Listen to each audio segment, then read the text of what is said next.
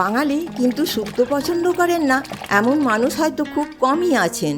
তেতো পছন্দ না করলেও বাঙালির রান্নাঘরে শুক্তো একটা আবেগ। এই তেতো মিষ্টি স্বাদের শুক্তো শুধুমাত্র একটা রেসিপি নয়, বাঙালির প্রথম পাতে শুক্তো মানে এক মধুর শুরু।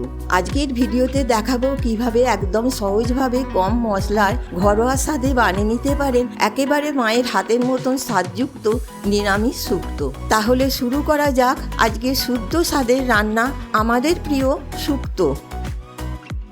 প্রথমেই দেখিয়ে দিই শুক্তো রান্নার জন্য আমি কি সবজি নিয়েছি একটা গাজর, একটা বড় মাপের রাঙা আলু, দুটো আলু নিয়েছি একটু বড় মাপের, করলা নয় উচ্ছে নিয়েছি দুটো বড় মাপের, 200 গ্রাম ওজনের একটা বেগুন, এখানে কাঁচকলা রয়েছে 2 পিস, সজনে ডাঁটা নিয়েছি 5 পিস, 500 গ্রাম ওজনের পেঁপে তার অর্ধেকটা নিয়েছি। এবার দেখে নিন শুক্তো রান্নার সবজি কিভাবে কাটা হয়। শুক্তো রান্না সব সবজি কাটা হয় লম্বা লম্বা করে। উচ্ছেগুলো লম্বি একটু মোটা করে কাটা হবে। আলুগুলোকেও লম্বা দিকে 6 টুকরো করতে হবে, প্রথমে অর্ধেক করে সেটাকে 3 টুকরো। বেগুনগুলোকেও ঠিক এইভাবে লম্বা করে কেটে নিতে হবে। এখানে 10 টুকরো মতো হয়েছে।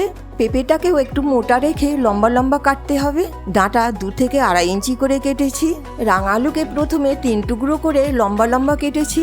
কাঁচকলা লম্বা কেটে সামান্য নুন জলে ভিজিয়ে রাখতে হবে, না হলে কালো হয়ে যায়। লাগবে বিউলির ডালের বড়ি, আমি এখানে 20টা মতো নিয়েছি। রান্না শুরুর আগে একটা পেস্ট বানিয়ে নেব।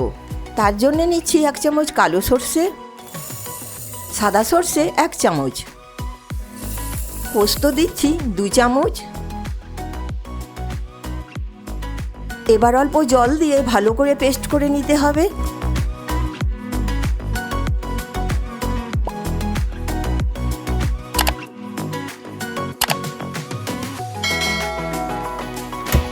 তাই গরম কড়াইতে প্রথমেই দিচ্ছি 1 চামচ মৌরি, দিচ্ছি 1 চামচ রাঁধুনি। মশলাগুলো বেশি ভাজার দরকার নেই, লো ফ্লেমেই ভাজবেন। মশলা ভাজার একটা সুন্দর গন্ধ এলেই গ্যাস বন্ধ করে দেবেন।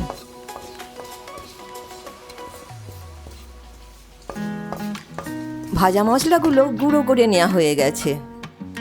এবার রান্না শুরু করা যাক। প্রথমেই বড়িগুলো ভেজে নেব, তাই গরম কড়াইতে দিচ্ছি 125 ml সরষের তেল।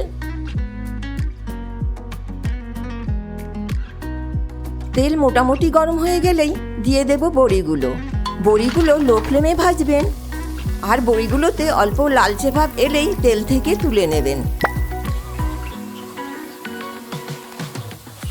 বড়িগুলো ভাজা হয়ে গেছে, তাই একটা ছাঁচার সাহায্যে প্লেটে তুলে নিচ্ছি।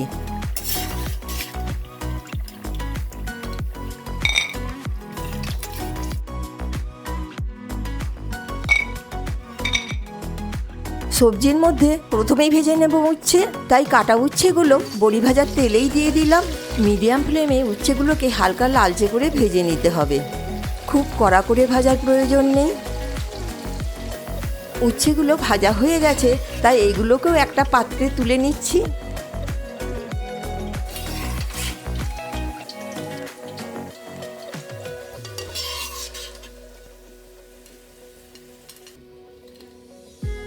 উচ্ছের পরে বেগুনগুলোকে ভেজে নিতে হবে।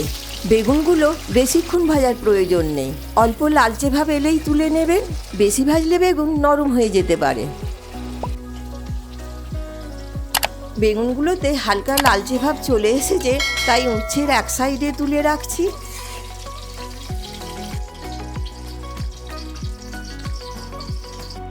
বেগুনের পর ভেজে নেব কেটে রাখা আলুগুলোকে।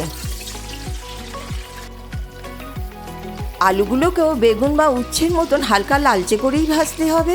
সব ভাজাগুলোই কিন্তু হচ্ছে লো টু মিডিয়াম ফ্লেমে। আলু ভাজা হয়ে গেছে, তাই আলুগুলোকেও ছাঁচা দিয়ে বেগুনের পাশে তুলে রাখছি।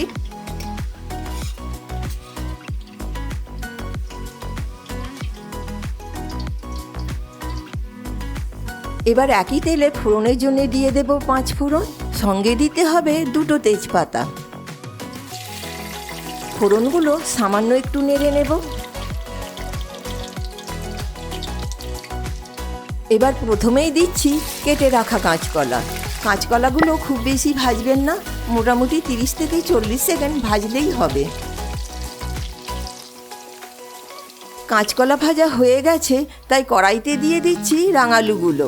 রাঙা আলুগুলোকেও ভাজতে হবে অল্প কিছুক্ষণের জন্য। এখন দিয়ে দিচ্ছি পেঁপে। আপনারা চাইলে পেঁপেটাকে ফোড়নের পরেও দিতে পারেন, তাতে কোনো অসুবিধা নেই।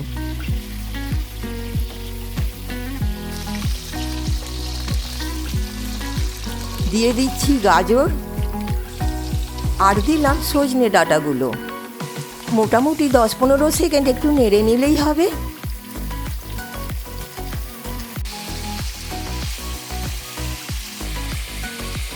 ভেজে রাখা আলুগুলো এখন দিয়ে দেব।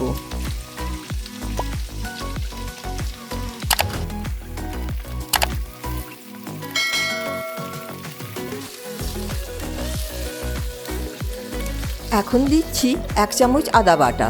আদাটাকেও সবজির সাথে 15-20 সেকেন্ডের জন্য নেড়ে নেব। সর্ষে পোস্তর পেস্টটা এখন দিয়ে দিচ্ছি।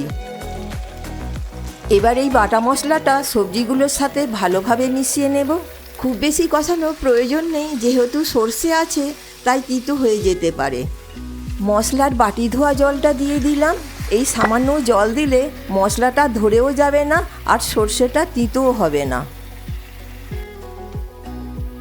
দিয়ে দেব স্বাদ মতো নুন। আমার এখানে 1.5 চামচ মতো লেগেছে। শুক্তো মাত্রই মিষ্টি লাগে, তাই দিলাম 1 চামচ চিনি।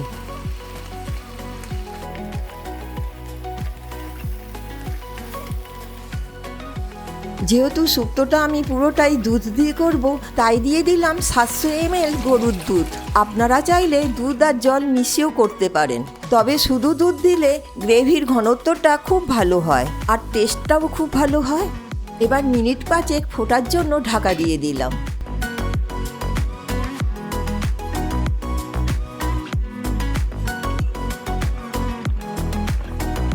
ঢাকা খোলার পর একটু ভালো করে নেড়ে চেড়ে নিতে হবে। দিয়ে দিচ্ছি ভেজে রাখা উচ্ছে আর বেগুনগুলো। উচ্ছে আর বেগুনটাকে হালকা হাতে বাকি সবজিগুলোর সাথে নেড়ে নিতে হবে। গ্যাসের ফ্লেমটাকে লো করে রাখবেন, যেহেতু দুধ আছে তাই ধরে যেতে পারে। এবার দিতে হবে ভাজা বড়িগুলো। বড়িগুলো শেষের দিকে দেওয়াই ভালো, আগে দিলে সব ভেঙে যায়, একটাও গোটা থাকে না। বড়িগুলোকেও ভালোভাবে শুক্তোর সাথে নেড়ে চেড়ে নেব।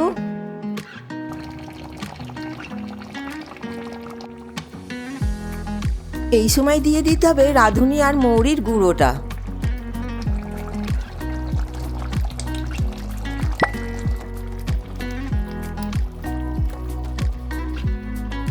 সবশেষে দিতে হবে 1 চামচ ঘি।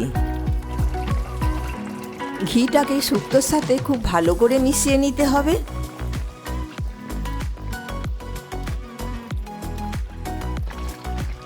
অসাধারণ স্বাদের শুক্তো রেসিপি কমপ্লিট।